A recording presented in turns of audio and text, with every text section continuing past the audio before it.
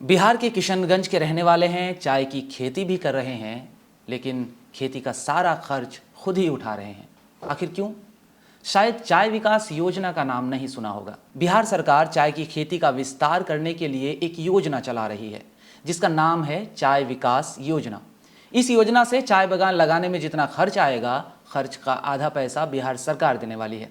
यानी अगर आपके चाय बागान की लागत 2 लाख आई है तो चाय विकास योजना के तहत बिहार सरकार की ओर से आपको 1 लाख रुपए की मदद की जाएगी।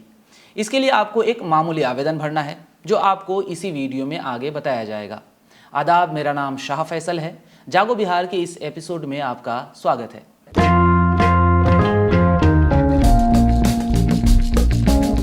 आवेदन शुरू करें इससे पहले कुछ जानकारियां ले लीजिए।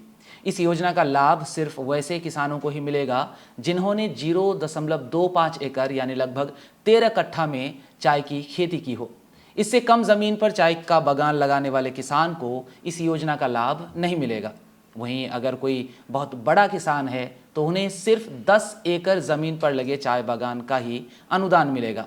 किसान चाहे रैयत हो या गैर रैयत, यह योजना सभी के लिए है। इस योजना में बागान का क्षेत्रफल के हिसाब से अनुदान तय किया जाता है। तय किया गया अनुदान कुल 2 किस्तों में देने का प्रावधान है।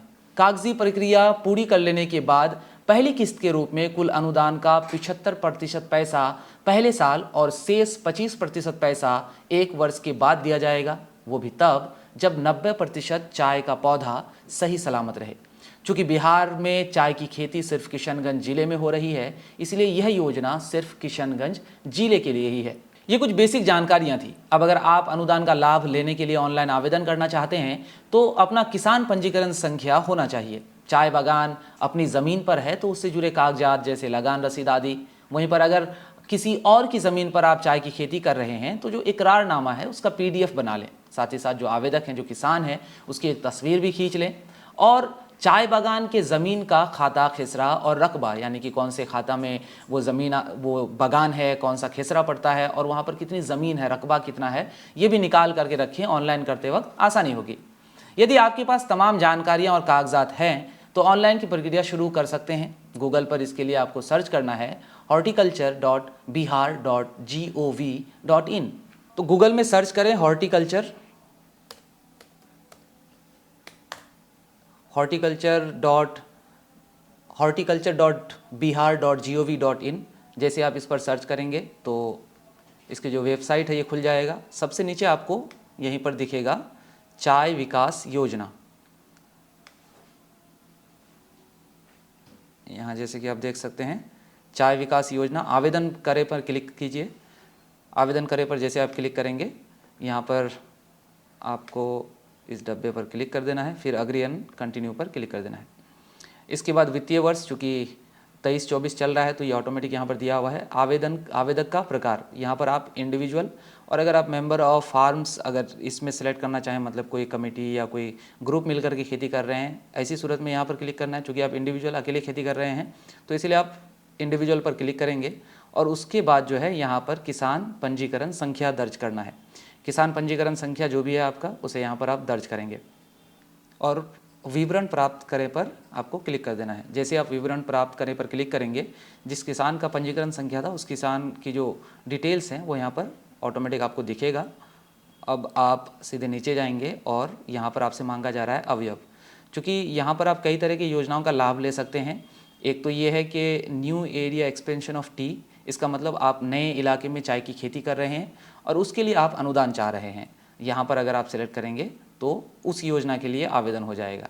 उसके अलावा भी आपको यहाँ पर नीचे और भी कई ऑप्शन दिख रहे हैं। क्योंकि चाय की खेती से जुड़े हुए कई तरह के मशीन हैं, जिन मशीनों को अगर आप ख़रीदते हैं तो सरकार उस पर भी आपको 50% अनुदान देती है।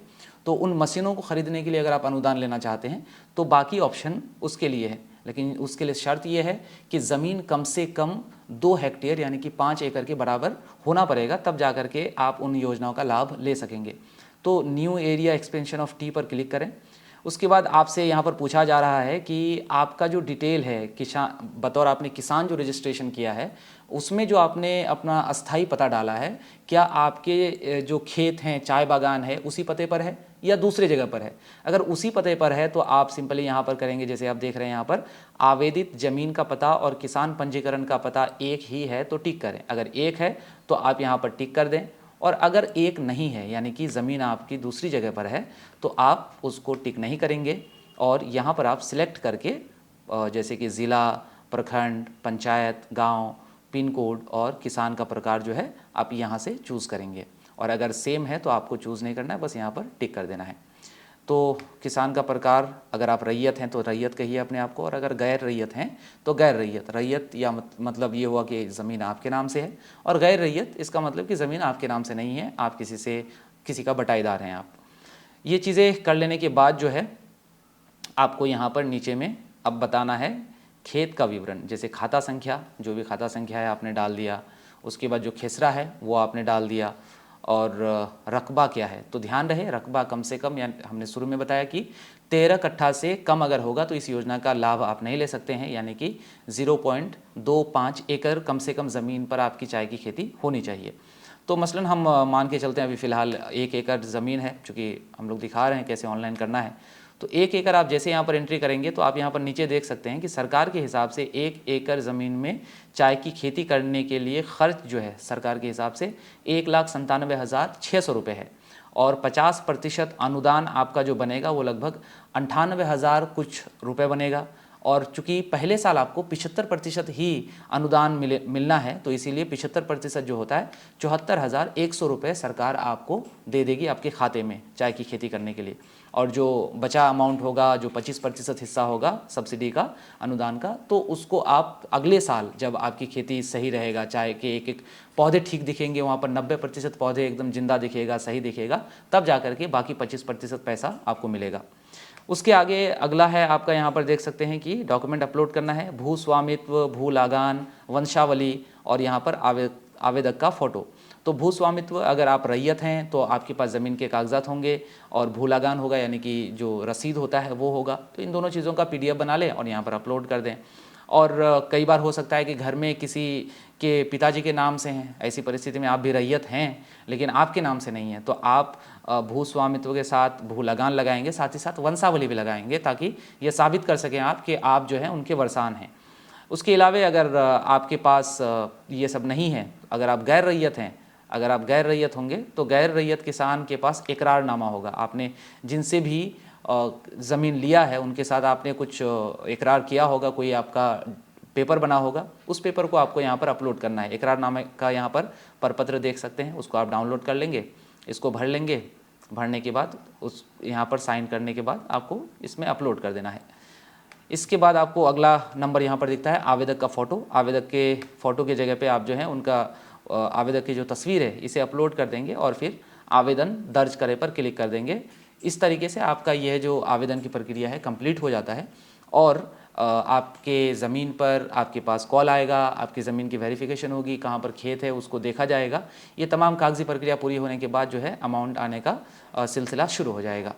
तो उम्मीद करते हैं कि इस वीडियो से आपको जानकारी मिल गई होगी कि आप किस तरीके से चाय विकास योजना का लाभ ले सकते हैं। तो अगर अभी आपके मन में कोई सवाल है तो आप कमेंट कर सकते हैं, और अगर वीडियो से आपको लगता है कि वाकई में कुछ जानकारी मिल रही है ऐसी, तो आप ज़रूर इसे ज़्यादा से ज़्यादा शेयर करें, ताकि ज़्यादा से ज़्यादा जो किसान हैं, चाय के किसान हैं, वे इस योजना का लाभ ले सकें। बहुत बहुत शुक्रिया।